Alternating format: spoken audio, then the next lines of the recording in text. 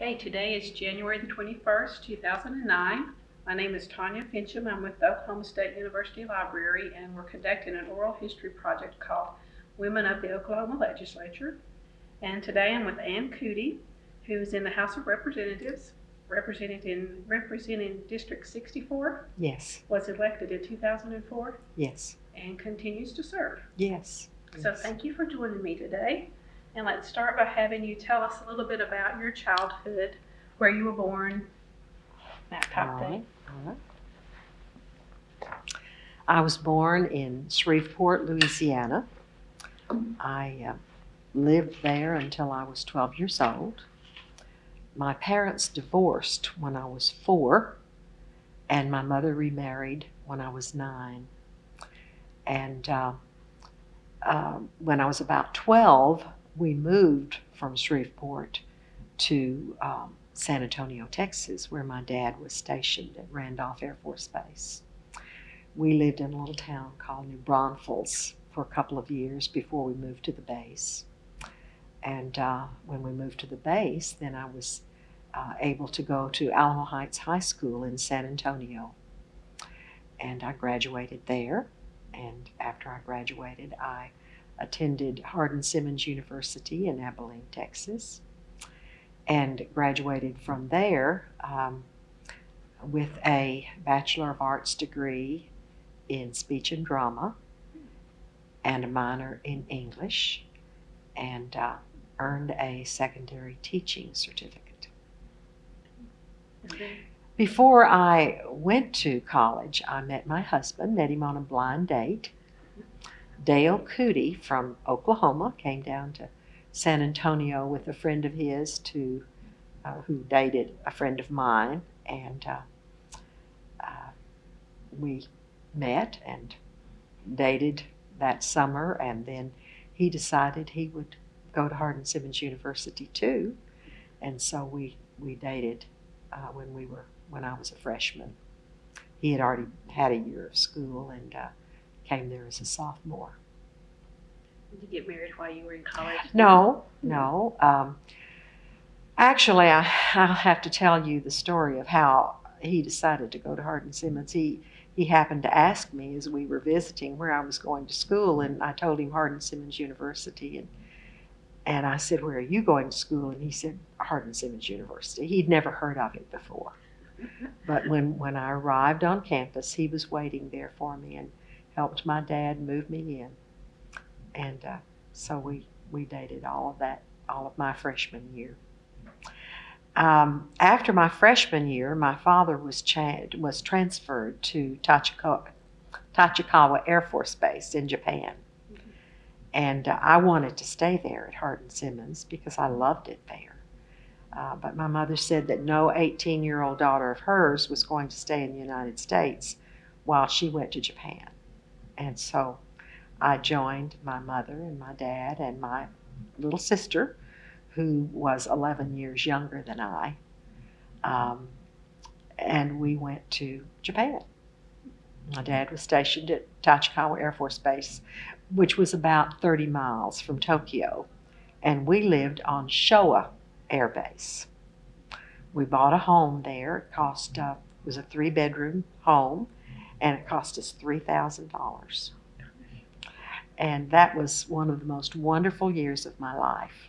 I certainly didn't expect it to be, but it was a wonderful experience and a wonderful influence on my life. And gave me an insight that I'd never had before, because I really had rarely traveled outside of the South and the Southwest until that time. But I loved it there. And then when you came back to the States, you went back to Hardin? Yes, I did. My dad was stationed there 3 years, but we realized that there really was no future for me as far as education was concerned. And so I returned to the United States, and my folks stayed there 2 more years. And I think I cried all the way across the Pacific Ocean because I was so sad that I was leaving my parents and my little sister, and knew that I would not see them for 2 years.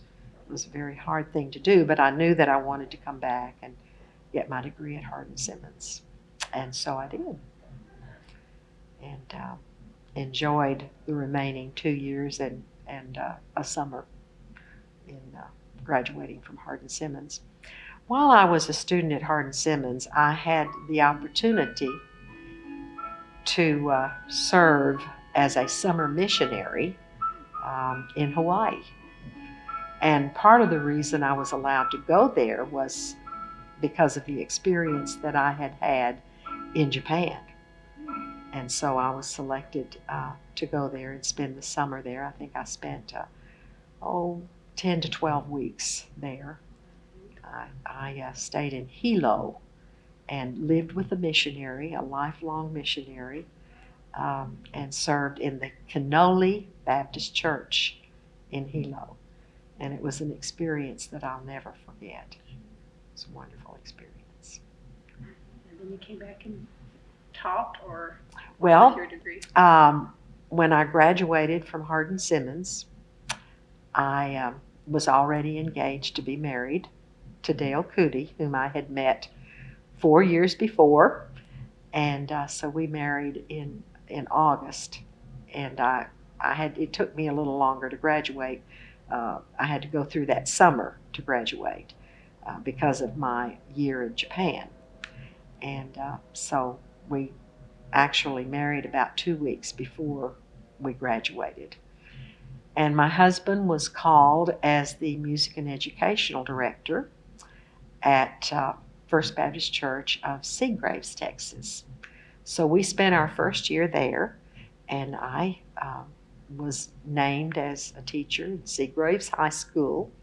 I taught everything at Seagraves. I taught English and speech and drama, and I taught health, and I was the assistant coach of the volleyball team. Those girls could play volleyball a lot better than I could, but it was fun. It was fun, that first year of marriage and our first year there in Seagraves. And then he was called to a church in South Texas, in Refugio, Texas, the next year. And our son, our first child, was born while we were at Refugio. Refugio is about 40 miles from Corpus Christi in South Texas. And I taught for 1 semester in a little town called Woodsboro near Refugio, about 5 miles from Refugio. And then I was able to get a job in Refugio for a semester and taught there. And our son was born there. And shortly after that, Dale was called to Red Fork Baptist Church in Tulsa. And so we were excited about coming back to his home. And so he was the music and educational director at Red Fork Baptist Church.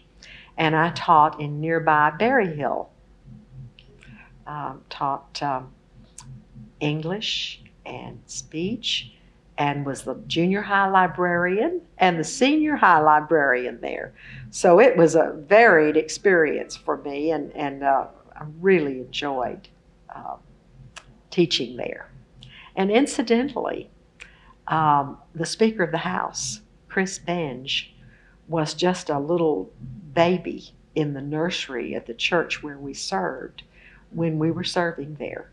Little did I know that someday that little baby would become the Speaker of the House, and I would be a representative in the House of Representatives. But we enjoy reminiscing over that. He certainly doesn't remember me, and I don't really remember him, but I knew his family very well, and so I feel sure he was in the nursery when I was working in the nursery there at Red Fork. So that means you came back to Oklahoma in Yes. what year? I came back to Oklahoma I came to Oklahoma actually in 1962. And incidentally, my daughter was born on the way. She came a little early. She came about 2 weeks early, and we thought we could get established in Tulsa before she was born. But I guess the trip just made her want to come.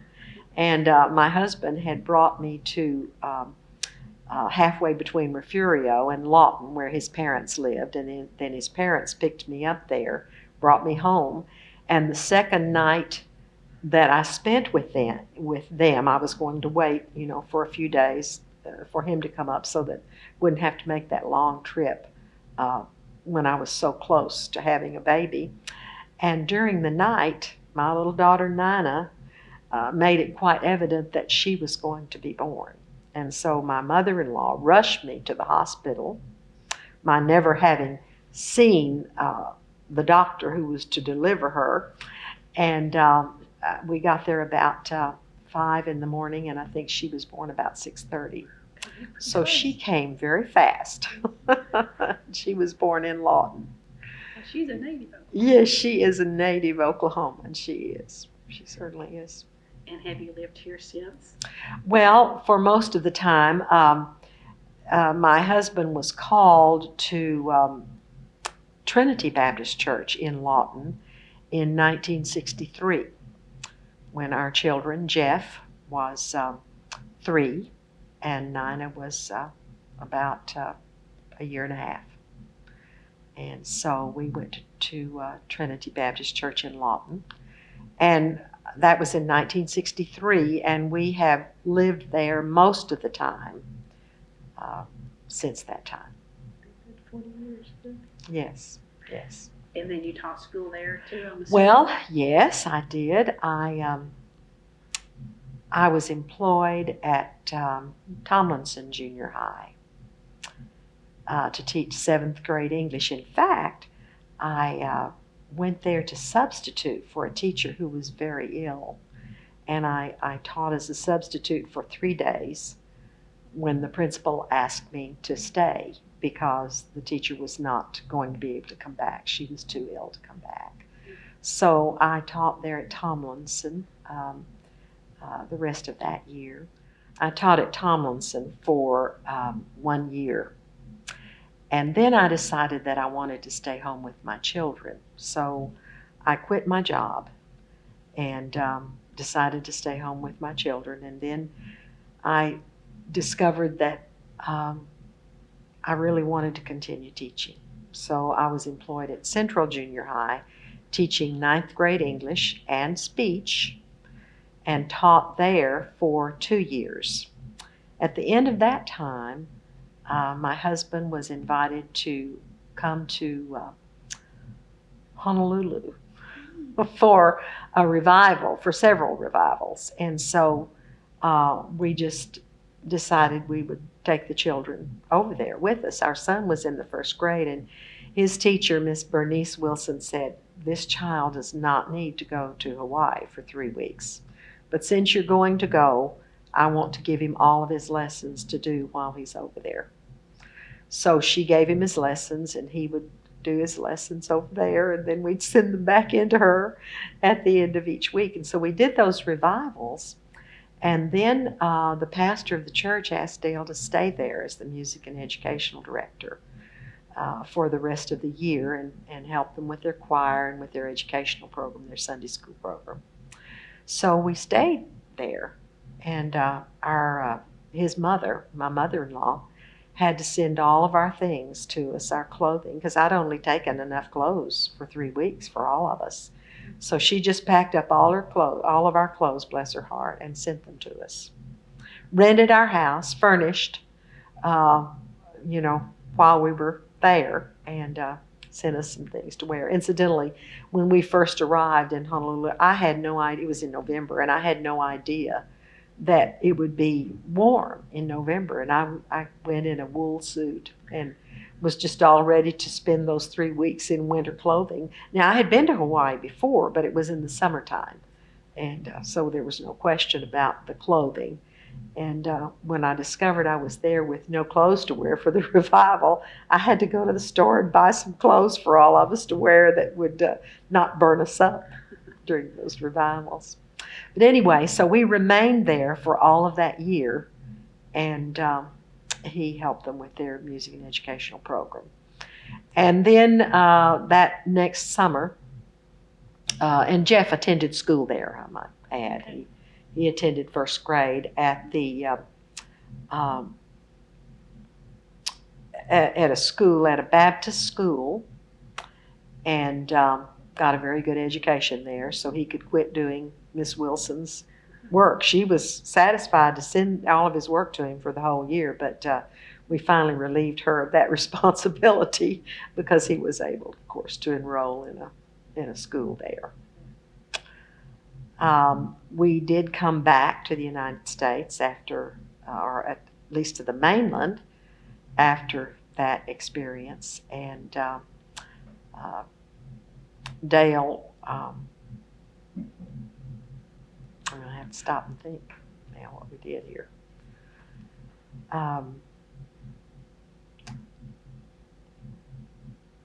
We came back to the mainland after that wonderful year in Hawaii. It was a wonderful experience. We met some great people and just really loved serving the Lord over there. But we came back, and I was employed again at Tomlinson, this time with ninth grade English. And our children would ride into school. We lived in the country.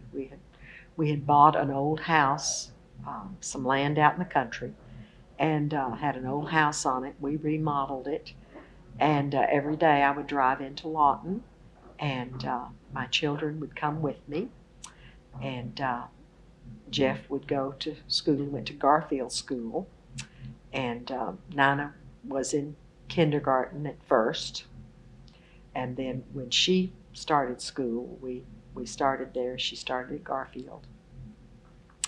And they would go with me to Tomlinson, and the principal put me in a portable building so my children could stay out there in that building with me.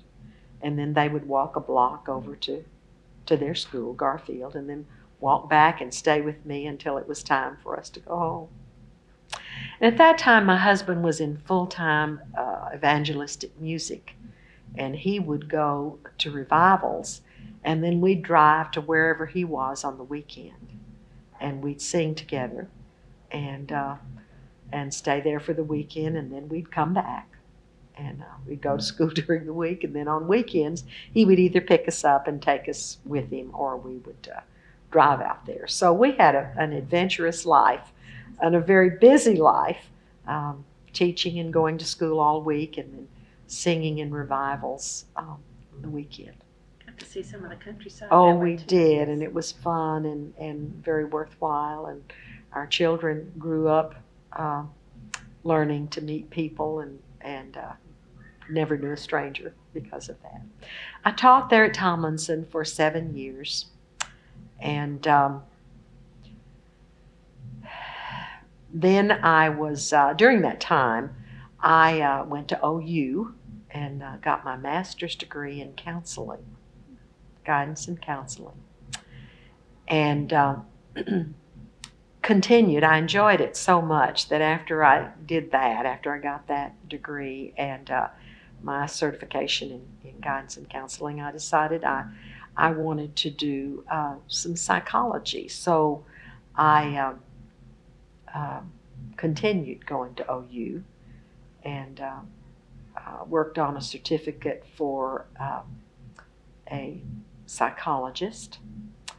And during that time, I had an opportunity to interview for a job as counselor at MacArthur High School. And so I was hired for that job, and I began a 26-year experience at MacArthur High School. And that became my new home educationally, and I really, really loved doing that. Almost 35 years teaching now, or in that? Well, actually, my career in education was 39 years. Yes. I spent 12 years as a teacher, and then I spent 9 years as a counselor. And during that time that I was counseling, I went back to OU and earned a certificate in secondary administration, or my principal's certificate. So after 9 years as a counselor at MacArthur, I was hired as assistant principal in charge of discipline. And I was the first woman in Lawton to serve as assistant principal strictly in charge of discipline. There had been another woman or two who served as assistant principal, but their duties were some discipline and some instruction and some other things. But my total job was discipline.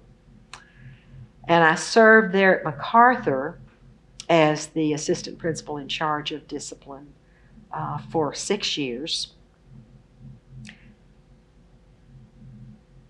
And then I became that's pretty stressful to be an assistant principal in charge of discipline. And so then I became the assistant principal in charge of curriculum and instruction. I stayed there 2 more years. And then the superintendent decided to move me to Lawton High School as assistant principal in charge of instruction and curriculum. So I went there for 1 year. And then at the end of that year, I was hired as the principal at MacArthur High School. And I stayed there for 9 years, serving as the principal there. You know, I loved all of my jobs. I loved being a teacher, and I miss being in the classroom to this day. And I loved being a counselor. Now, being the assistant principal in charge of discipline was very stressful, but I loved that too, because I tried to help young people who had problems and who had disciplinary problems, and we were able to establish a very firm disciplinary policy in that school, and that was a privilege to be able to do that. And also we helped to establish in the district an alternative school, which was the first time we'd had that in our district for children who were not able to function in the school without some help, some disciplinary help. So we started that. The Student Adjustment Center, we called it, or SAC. I retired in 2000 as principal after 39 years in education, not because I wanted to leave. I really didn't. I really loved it. I was not burned out. I was just totally satisfied with it. But I felt like the Lord had something else He wanted me to do in education, and I felt that I probably needed to retire while I was still young enough to do it. And so I didn't know what it was, but I did retire in 2000 and enjoyed retirement for a couple of years when I just felt that I wanted to run for the House of Representatives. Just out of the blue?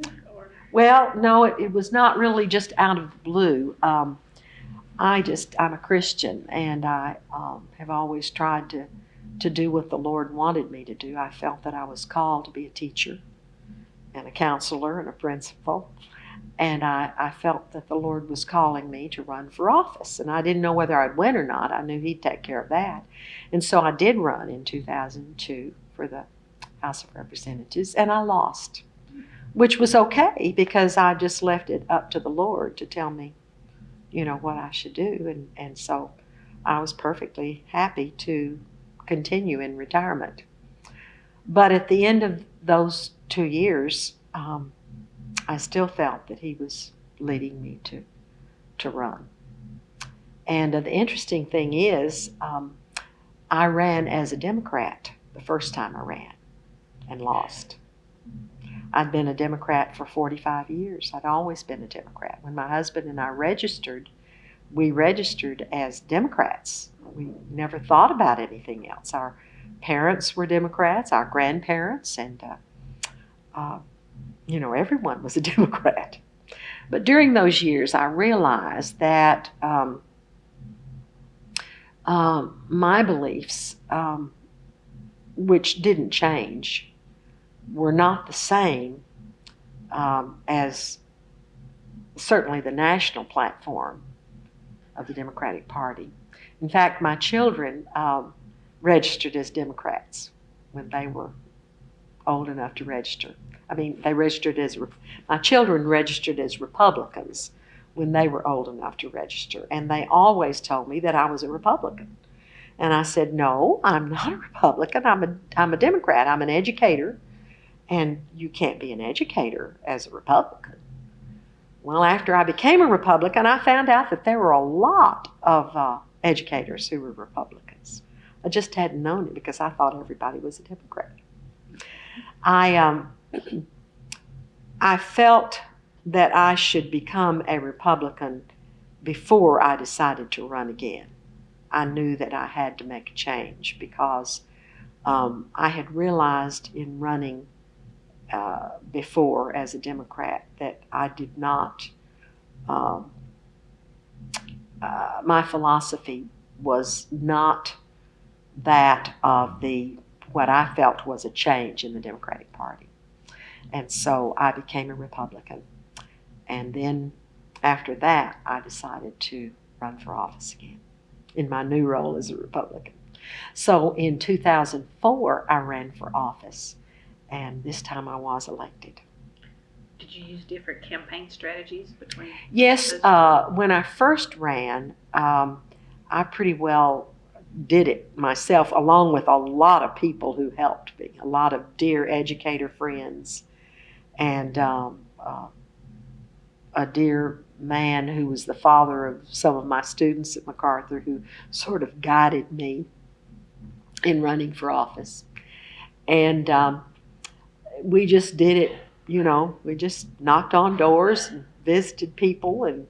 And when I decided to run as a Republican, I consulted a consultant, a professional consultant who helped other people, and his methods were, I think, a lot wiser than the methods that I, the novice, had used.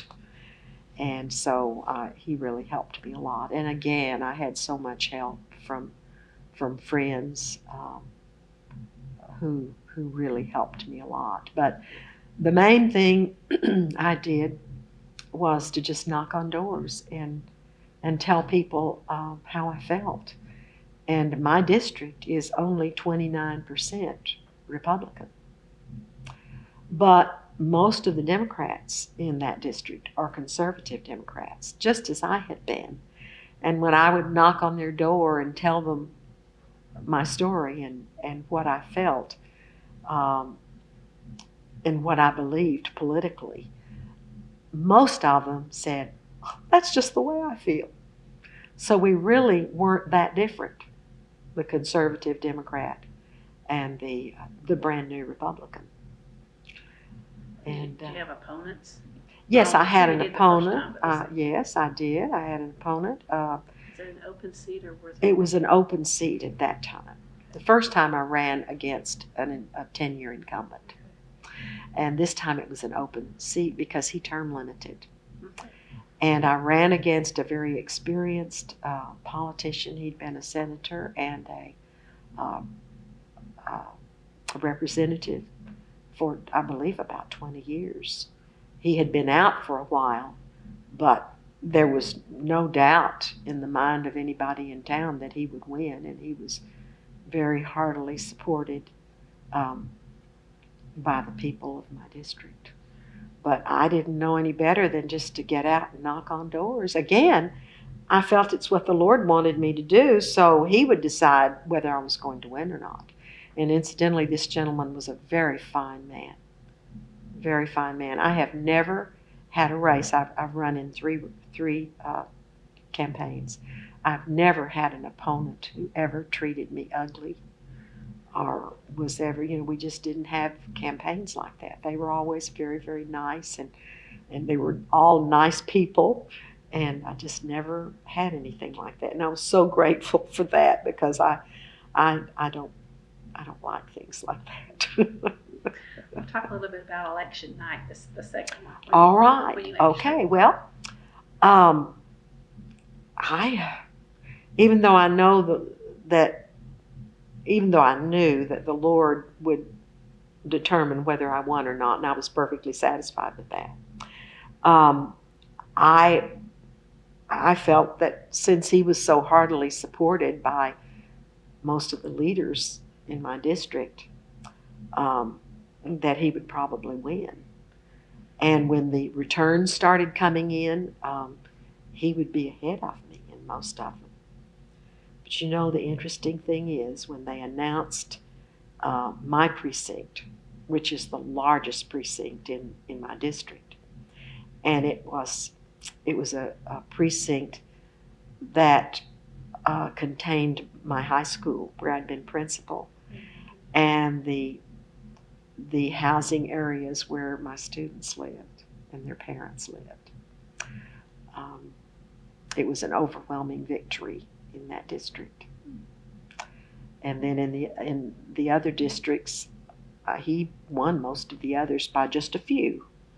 But because of that support from those parents and grandparents and some students who had become adults during that time, I won. I barely beat him. It was very close.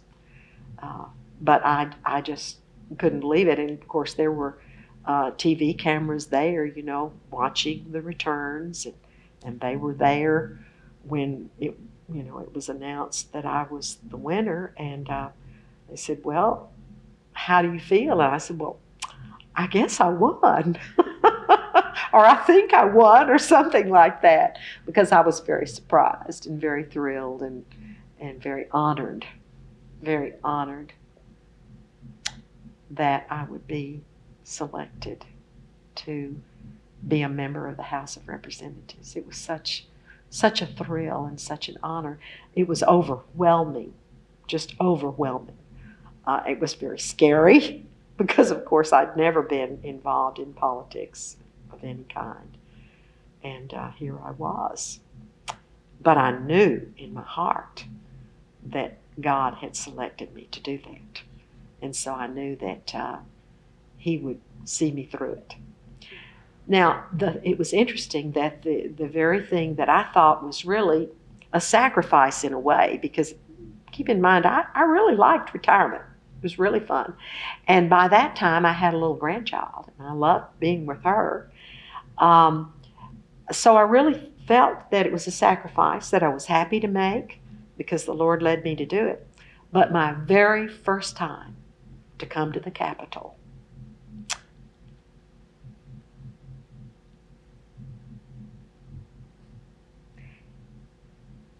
and meet the wonderful people who served here, I just couldn't believe it. I knew I was going to love it because the people were so wonderful. And I found out that they were here for the same reason. Most of them were here for the same reason I was, because they felt that God had led them to do this. And that was so confirming to me that it was the right thing to do, that I just thank God for the opportunity to serve, because I knew that I would have his leadership and that I would join with others who were like-minded, and that our purpose would be the same. So when you walked in the Capitol the first time? It was so exciting. I could not believe, and I've heard so many other people say this too, I can't believe I'm going to get to work here. And you know, I never drive to the Capitol to this day that I don't look at it and think, I can't believe that I have the opportunity to work in that beautiful building. It is very pretty. Coming down Lincoln. It's such a wonderful, wonderful experience. We'll talk a little bit about swearing in day then. Well, First one. that was a momentous occasion. It was in 2004. The Republicans took the majority. It was our first time to be in the majority. All of my colleagues had served in the minority, had never known anything but the minority. And Republicans had only had the majority for 2 years back in the 20s. So, they just didn't know how to act. And it was such a wonderful experience to be there and realize that we were going to be in the majority. So we took our places on the House floor, and as I repeated the oath of office, there were tears in my eyes and in my heart because I was so touched and so thrilled and excited at the awesome responsibility of serving the people of Oklahoma and the people of my district.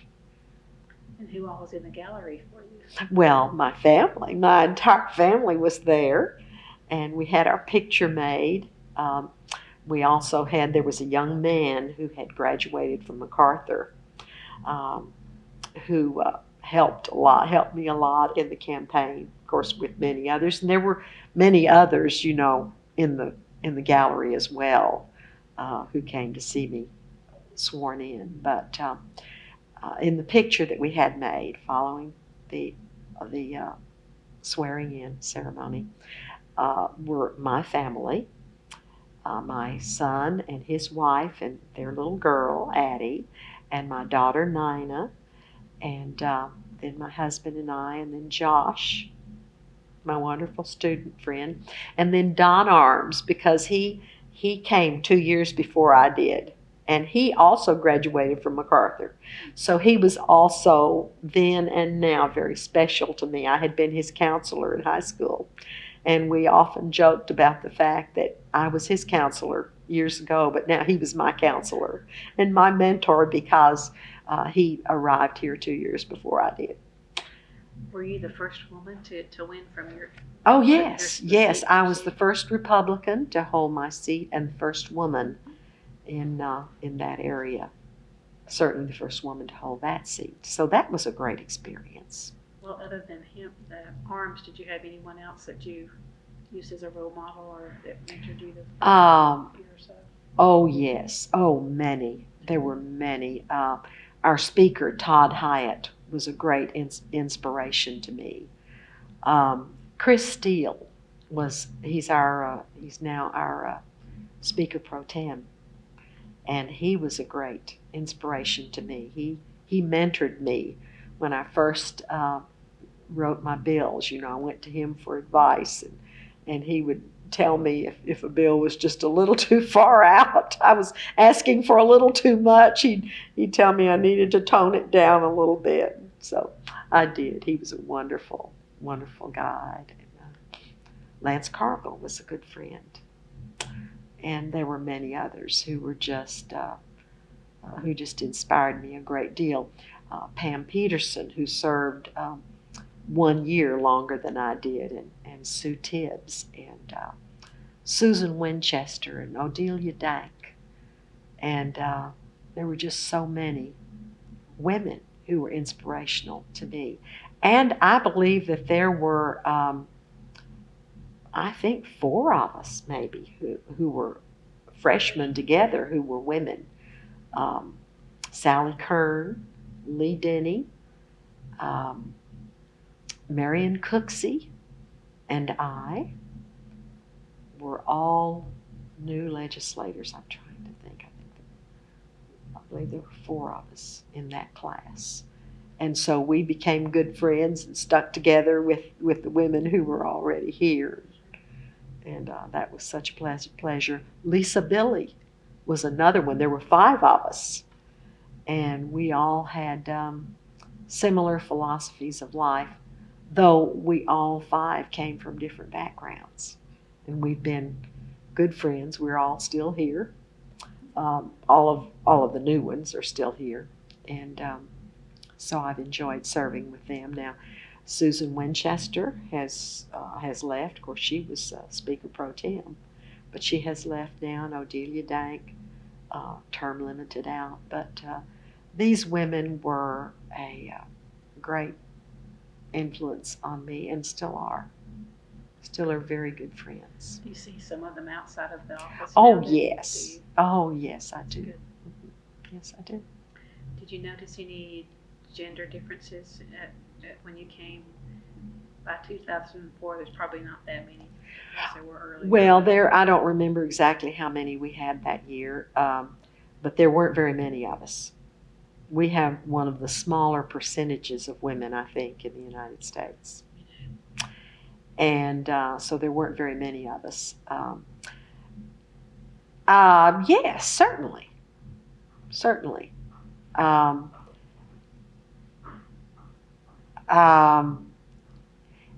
It hasn't been perhaps as much of a battle for me because I found support in the men that I served with, and also because I had been a principal in a man's world and had had to do some jobs that normally men did in my district. But yes, there are some gender differences, yes. I remember the very first bill that I presented on the House floor. A dear friend from the other side of the aisle gave me a hard time. They always gave the freshmen a hard time, with their first bills. It was always a lot of fun, and but I was serious, and so I didn't think it was really funny, but I did get the bill passed finally after taking his concern to heart and changing the bill a little bit. I got it passed into law, that very first one that I presented. And incidentally, I did get 4 out of the 8 bills that I introduced. They were passed into law. And that was first session? Yes.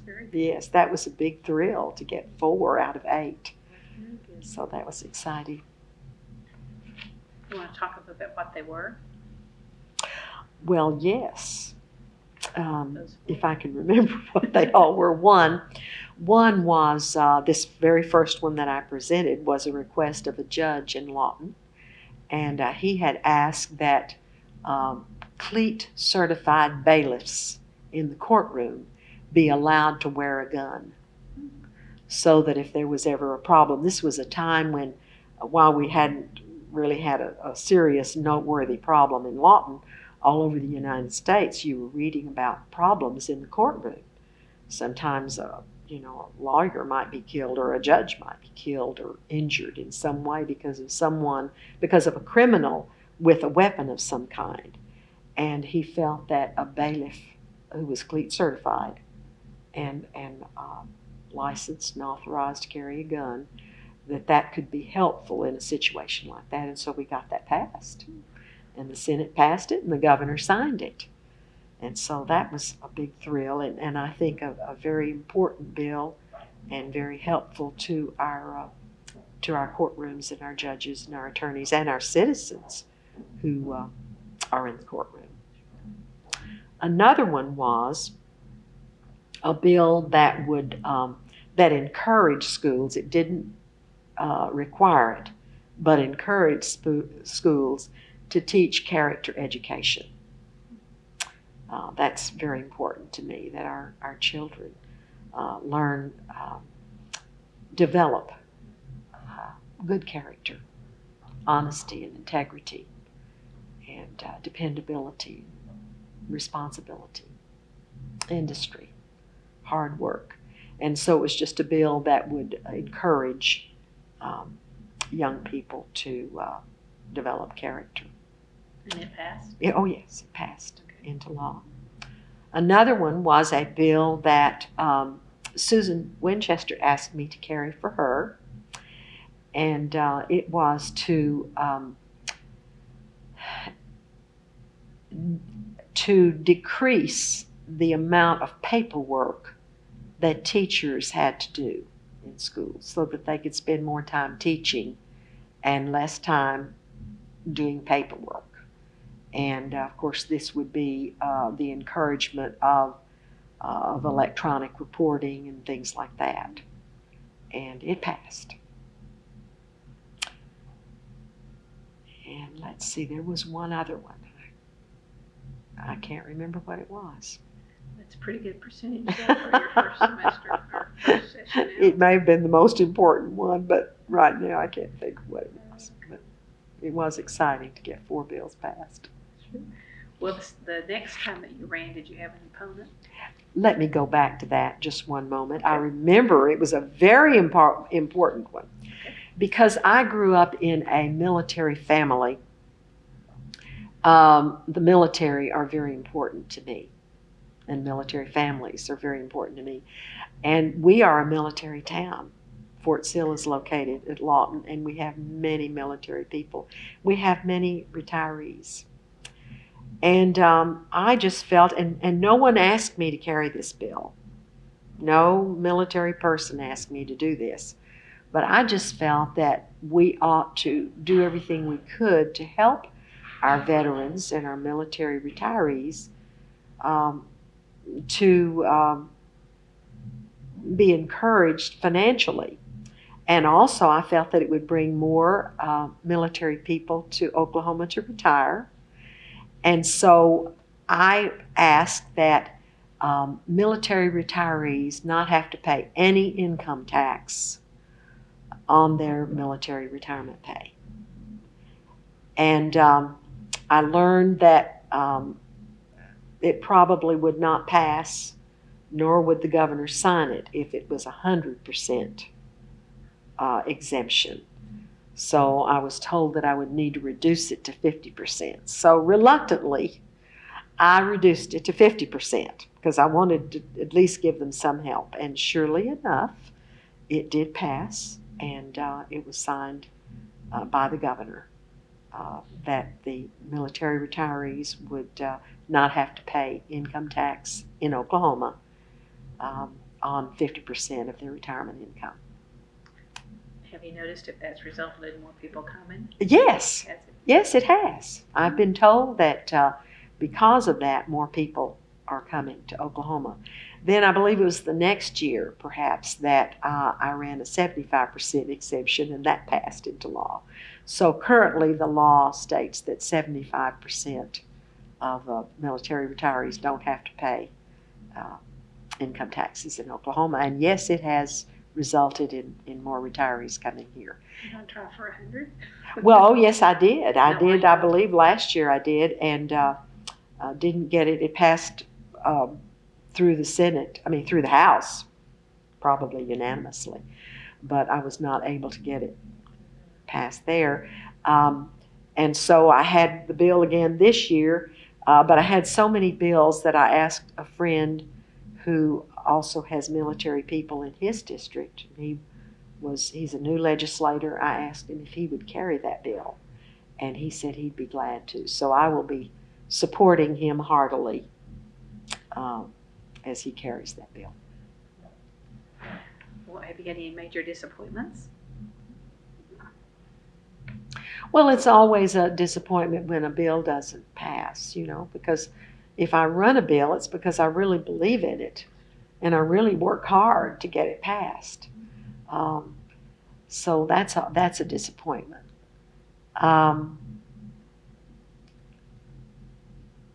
It's also a disappointment to me when a bill someone else runs that I think is very important.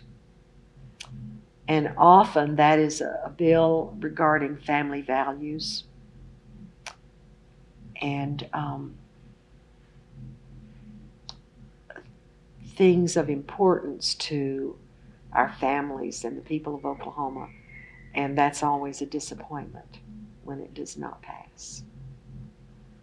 So I would say that those would be the major disappointments that I have had. What's on your agenda for this year? Well, this year I'm going to be running a health education bill. The Oklahoma Institute of Child Advocacy has asked me to run a bill that would require health education somewhere in grades 6 through 8, one semester of health education. That would include things like diet and exercise, nutrition, to help children learn how to take care of themselves physically. 1/3 of our children are overweight in Oklahoma. And that's that's just a horrible thought, because they will grow up with those same practices and habits that they have learned as children.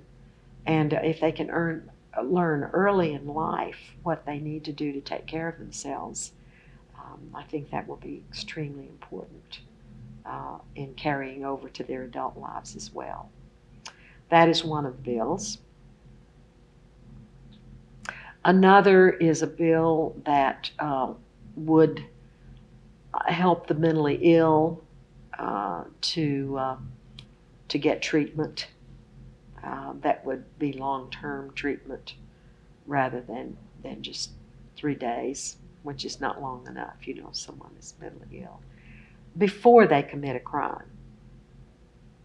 And that is one that has been asked of me by a parent of a mentally ill son, and also by some workers in the mental health field.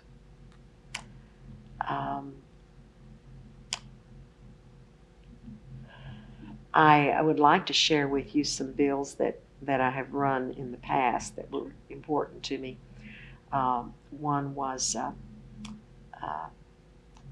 the Interstate Compact for Military Children that passed last year. And this is an interstate compact that we signed on to. It was we were the 6th state to sign on, that would enable children moving from state to state to have a little easier time in transferring their credits and getting their inoculations, and not having to repeat some courses they'd already taken, or repeat inoculations, and just things that would make it easier for them to in moving from state to state. It required 10 states to sign it, and 11 states have signed it, so it has been enacted now. And that was a big thrill to get that done. Another one that passed the year before was the Personal Financial Literacy Act, the Passport to Financial Literacy. And that was requiring a course somewhere between the 7th grade and the 12th grade that could either be a full semester course, or it could be inserted into other courses on personal financial literacy, such as how to write a check, how to balance a checkbook, what is bankruptcy, what are the dangers of gambling, the credit card debt, bankruptcy. And this one passed into law and is now being taught in our schools, grades 7 through 12. And that was a thrill, because we're one of the highest states in bankruptcy. And, credit card debt is at an unbelievable high and is ruining lives. And so our children are learning how to be financially responsible. So those are some bills that have passed that I've been really thrilled about. Education-oriented ones primarily. Naturally, that having been my life, my mind runs toward education. Well, I'm assuming you're on the education committee. Well, actually, I'm so thrilled that I have always been a member of the education committees. And last year I was privileged to serve as chairman of the Common Education Subcommittee. This year we did away with subcommittees, and I am chairman of the Common Education Committee. And that has been my dream, and I'm just thrilled to death to be chairman of that committee. Do that for 6 more years, huh? That would be fine. Well, let's have you describe a typical day during session. Oh my. I'm sure people do not realize how busy we are and how much work goes into being a representative. The big joke around here is about our part-time job. It's definitely not a part-time job. We work on it all year long. We're doing things in our districts, speaking and trying to help constituents with concerns that they have. all year long we do that, and that is a privilege for me to be able to serve in that way and to be able to speak at meetings, to be able to speak at schools. And tomorrow I'm going to get to talk to several of one of my former counselees classes. She's now a teacher, and I'm going to speak to some of her classes on how we use debate in the House of Representatives. She's teaching speech, and she's teaching a unit on debate. And so we're going to try to show them the practical aspects of debate. I'm excited about that, and I love to do that. But you asked about during session. Of course, we present our bills. We have to file our bills before session even begins. But during the time that we are presenting those bills, introducing them, we may have to rewrite it several times because we like to have input. I like to get people together that are affected by bills and let them tell me what is wrong with the bill, what we need to do to change it to make it a good bill. And so I often rewrite a bill several times. First there would be a committee sub, we call it committee substitute. Then there might be a floor substitute. And so we have to rewrite bills because we want them to be just right. And so we're working on that all the time. When we introduce a bill, it first has to be heard in committee. And then if it passes through the committee, then if the floor leader decides to hear it, then it will be heard on the House floor. And then if it passes there, then it has to go over to the Senate, and the same thing has to happen over there. So you have to get a good co-author from the Senate who will then introduce it in the Senate committee and then on the Senate floor. And then if there are any changes, the bill may have to go to conference. And so you have to get consensus among senators and representatives in conference. And then if it finally passes from both chambers, then it has to go to the governor, and he has to decide whether he's going to sign it or not. If it's vetoed, then it's dead unless you can get a veto override. If he signs it, then it becomes law, and that is a great privilege. But it has to go through all of that before it can become law. Did you know that before you started the job? Yes, I knew that, but I didn't know how involved it would be. I had no idea. I read every bill, Now you don't have to read the whole thing, but you do have to read the part that is the change. And sometimes you have to read the whole bill if it is affected in some way by that. So we are constantly reading bills, and if you're a chairman of a committee, then you have to decide what bills you're going to hear and what bills you're not going to hear, because in the case of the Education Committee, I believe last year I had 64 bills. Well, you can't hear 64 bills in just 3 meetings. If one is a committee chairman, then he has to decide which bills he's going to hear.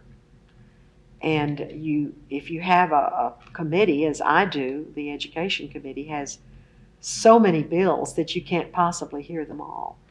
And that means that you have to go through and read all those bills carefully and decide which ones to hear, because you just physically you can't hear them all. And so that's very difficult. Feelings are hurt, and if a bill is not heard, because a legislator, works very hard to get a bill heard, and then if the bill isn't even heard, then that's very painful. But I've learned that you have to surely employ 3 important efforts. You have to have patience, you have to have persistence, and perseverance. If you're going to get a bill passed, you have to do all three of those things. And you don't always get it passed the first session. Sometimes you have to try many, many times, and I've experienced that. Still have some I'm working on, as a matter of fact. Does your assistant help you do some of the research? Oh, my assistant is wonderful. She's just been grand. I've had 2 assistants since I've been here. They've both been wonderful. And my present assistant just does a wonderful job. Another thing she does is to help constituents with problems. She does the research on that and directs them. For instance, if a person is concerned about a problem which is really a federal problem, then she will direct them to the correct federal legislator to receive help.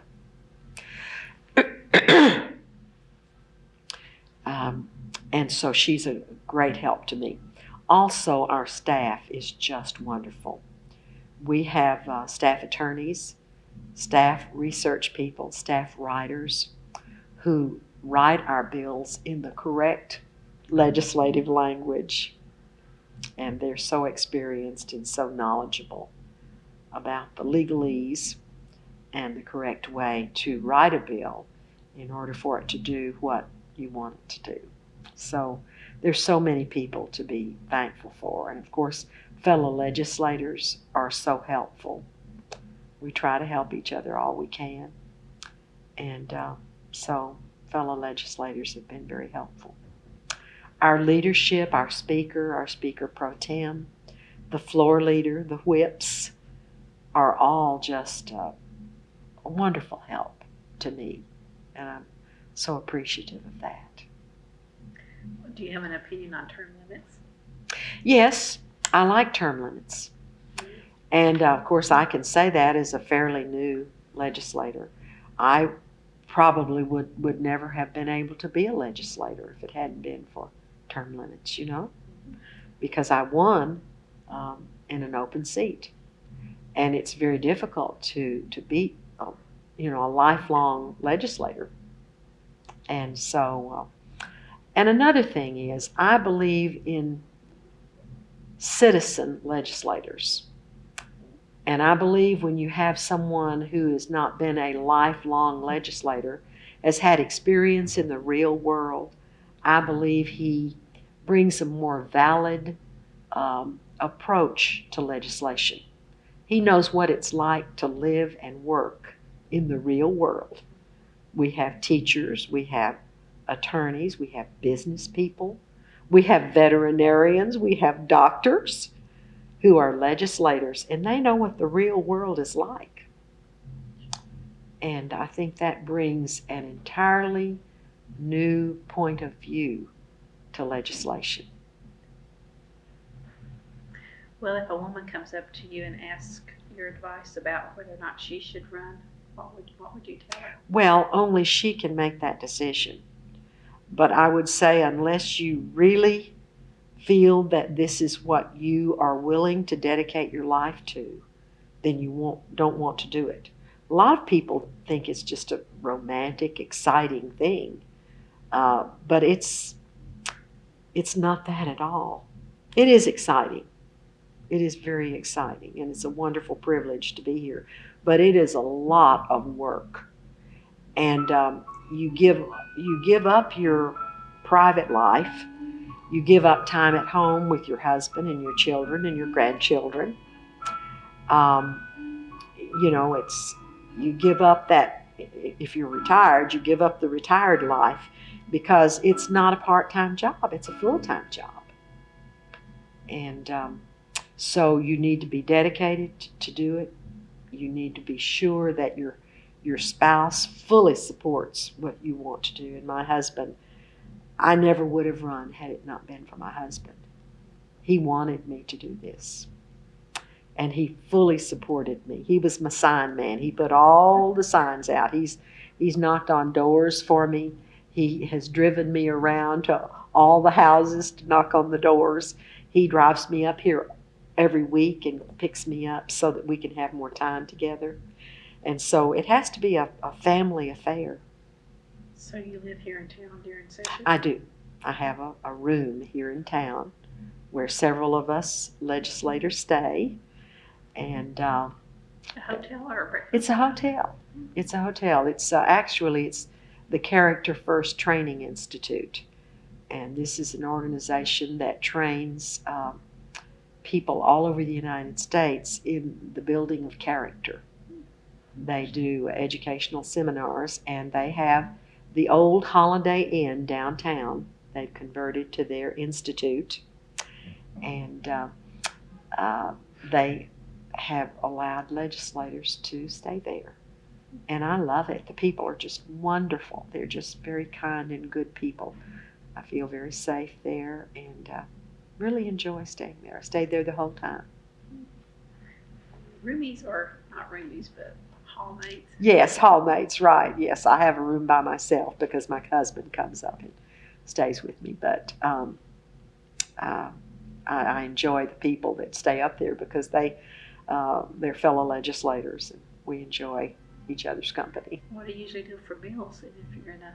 Well, of course, when we're in session, I have now I bring up to my room because there are no TVs there. It's a strictly business place, you know. I mean, the people who come there for the seminars don't have time to watch TV, and I don't have time to watch it much either. But I do have a little TV, and I have a little microwave and a little refrigerator. So my breakfast is usually a very simple little meal in the morning. At noon, I eat here at the Capitol. And then in the evening, I either go out with other legislators or stop at a cafeteria or something and have my meal. Occasionally, I have a little snack meal at night. But I just usually don't get home until very late at night. Our days start early in the morning and end late at night. So I'm not in that room very much. So if you live that close, what time do you usually get here to the Capitol? Well, it depends on what's going on. It depends on what time a committee meeting is, what time session starts. In the past, well, it's been different things, different years and different sessions, but as I recall, I believe last year, we would have an afternoon session on Monday and Wednesday and a morning session on Tuesday and Thursday. And so then that leaves room for committee meetings on the mornings when you're not having session, and committee meetings in the afternoon when you're not having session. Of course, when we get real busy toward the end of the first cycle and toward the end of the session, you're meeting all day and sometimes into the night. So it just depends on what's going on. But even if I'm not in a committee meeting or not in session at a particular time, there's so much I have to work on as far as bills are concerned. Read. That's exactly right. And I do most of that reading in my room at night, usually, unless I've had time to read it in my office. Because usually we're just so busy that, you know, your reading has to be done in private. Do you have many constituents that come to visit here? We have them, yes, we do have them from time to time, and that's always wonderful to me. We have a lot of children who come up with their classes, and that's a lot of fun. It's fun to introduce classes and organizations that come up.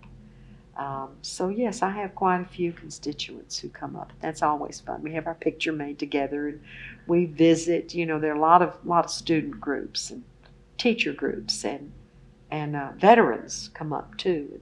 And they're just a lot of visitors. It's fun. It's fun to watch them observe the legislative process. I had visited not very many times before I became a representative. But you had been to... Well, I had been a few times, yes, both to observe the legislative process, and then one time as principal, I got to come with a a group of singers who were invited to sing before the Senate. That was a big thrill to watch them do that. It's a juggling act, sounds like. It is a juggling act. That's right. That's right. But I love it so much, and I enjoy it so much, and I believe in it so much that even though it's a lot of work and it's intense and there's a lot of pressure, I just love doing it. I really enjoy serving. I really enjoy people sharing with me concerns that I can help them with. I love it when someone shares with me an idea for legislation that can make life better. Most of my bills are request bills from people in my district or somewhere else in Oklahoma that see something that could happen that could make life better for Oklahomans. And that's what it's all about. I love to do that. Is there anything I haven't asked that you want to be sure and cover? Well, I would, I encourage young people to consider this, and one way that they can become more involved in the legislative process is to become a page. Each one of us is allowed to have 4 pages during the session, and I normally have a waiting list of people who want to come up, and I find out of those who come up and serve as pages, and they're a big help to us. They run errands for us, and they bring us bills on the floor. They have their own mock legislative session during the week. I have found that about 1 out of 2 decides that he or she would like to be a legislator someday. Now, whether or not they carry that out is one thing, but just the fact that they have enjoyed it enough that they think that might be something that they'd want to do is very exciting to me. I appreciate the process. Yes, that's How right. do you pick which ones to come if you have a waiting list? Or does Well, someone else do it's that? usually first come, first serve. It's just first come, first serve, because I feel like, whoever got on board first is going to That's a do safe it. strategy. But they love it. They just love it, and And they I stay a love week having. or They 2? stay 4 days. Our sessions are from the first Monday in February to the last Friday in May, unless we get through before then. Now, last year we were able to short it a week, so we finished before the last Friday in May. Sometimes we've had to have a special session in June and go on because we didn't get through. But we have our sessions then Monday through Thursday, so they're here for 4 days. Just at one time in 1 4-week session. They just come one time. Occasionally there might be somebody who comes twice for some reason, but there are just so many young people who want to do it that you really can only afford 1 week, and they can't really afford to be out of school more than that. Do your children aspire to political office? Well, my daughter does not. She, incidentally, is an assistant principal in charge of discipline. Isn't that something? When I retired, she became a teacher. She'd been in business before then. She became a teacher, and now she's assistant principal in charge of discipline. And no, I don't think she has any aspirations. But neither did you. Neither did I. Neither did I till after I retired. My son is very busy making a living for his family and his wife and 2 little girls, but he is on the school board. In fact, he's running again for school board, and so he enjoys doing things like that. He serves, on different boards in his town, his small town. Civic-minded. He is very civic-minded, yes, and I don't know what the future holds, but it is difficult. You have to have a special kind of job that would enable you to keep that job and be a legislator as well. only, certain jobs you just can't do it. In his job, he needs to be in that job every day. He can't afford to be a legislator for part of the year and then do his job. But some people have jobs that they can handle. Like insurance or real estate? Well, my son is an insurance agent, but he can't do that he couldn't do that in this too. But you never know. I didn't do it till I was retired. It's perfect for a retiree, and frankly, we have several people who are retired. We really do. We also have some young women who have small children at home. That's difficult. And we have young men who have young children at home. And that is a real sacrifice for the family, for them to leave their families to come up here. And it's very difficult, and I think most people don't realize what a sacrifice they make to be here in order to serve, because it really is, it's a servant's job. You can't do it unless you're willing to be a servant. But it's a joy to be a servant. Well, do you want to make any comment about yesterday's ceremonies in the U.S. Capitol? Well, it's a very exciting thing. Our new president and I are not of the same political party, and our philosophies about life are quite different. But I do feel that history was made, and I am thrilled for those who were able to take part in that ceremony, seeing the tears in their eyes and their thrill at this momentous occasion is very thrilling for them. I pray for our president. I've always prayed for our presidents, and I will continue to pray for this man, that God will guide him to make the right decisions, the God-given decisions, to do the right thing for our country. We are at a turning point in the life of our country.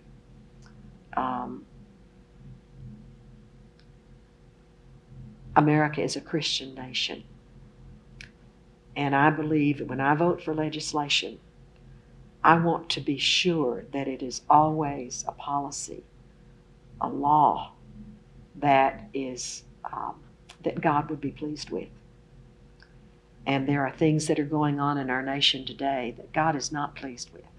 I'm confident of that, because when I read the Bible, I see that they're not, that He's not pleased with them. And so I pray that our new president will seek the leadership of the Lord and make his decisions based on what God would want and what the Bible teaches, rather than what man believes is the current thing that ought to be, rather than the easy thing and the popular thing. We've strayed a long way from what our founding fathers believed. Most of our founding fathers were Christian, and they founded, our country was founded on the Judeo-Christian foundation, and I long to see us return to that. And I pray that for our new president. Let's hope that helps. I'm out of questions. I have one left, but unless there's something you want to say before I ask it. Well, it's a privilege to be able to have the opportunity to do this. I thank you for doing this. This is exciting, to be able to go online and see this wonderful collection of these women from all over our state, from history, who have served and are serving and will serve. And I'm just so honored to be a part of that. Thank you for letting me do this. You're quite welcome. So my last question is, Yes. when history is written about you, what would you like for it to say? I would like for it to say that I did my best to serve the Lord